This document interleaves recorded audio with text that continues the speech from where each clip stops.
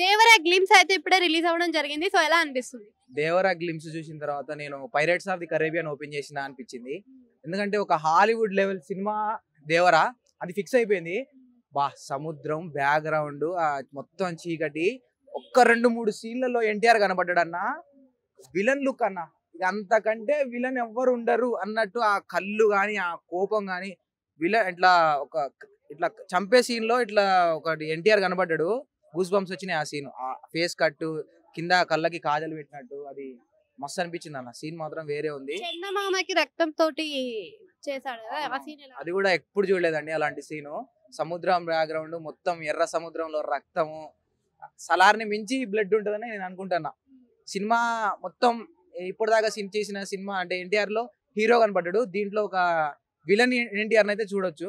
Cinema మాత్రం అదే glimpse మాత్రం వేరే రేంజ్ లో ఉన్నాయి. అంటే ఇప్పుడు మనకి కొరటాల శివ చూసుకున్నట్టయితే లాస్ట్ టైం ఆచార్య సినిమా పెద్దగా ఆడలేదు అండ్ బాక్స్ ఆఫీస్ వద్ద కొరటాల శివాని ఈ మూవీ తర్వాత ఆయనకి ఇంకొక సపరేట్ ఒక థీమ్ ఉంది అని అనుకోవచ్చు. ఈ సినిమా తర్వాత మొత్తం డైరెక్షన్ మార్చేసిన అనిపించింది టీజర్ చూసిన తర్వాత. ఇప్పటిదాకా చూసుకున్న సినిమాలు వేరు, ఈ సినిమా వేరు అన్నట్టు అనిపిస్తుంది. RRR తర్వాత మళ్ళా ఎన్టీఆర్ గారు అంటే ఒక హిట్, రాజమౌళిది ఒక హిట్ పడ్డ తర్వాత ఇంకొక హిట్ పడదని చాలా ఒక టాక్ ఉంది రాజమౌళి సినిమా చేసిన తర్వాత. కానీ దీంతో RRR ని మించిపోయినట్టు యాక్టింగ్ ఉంటది. సినిమా కూడా ఆ లెవెల్లో ఉంటది.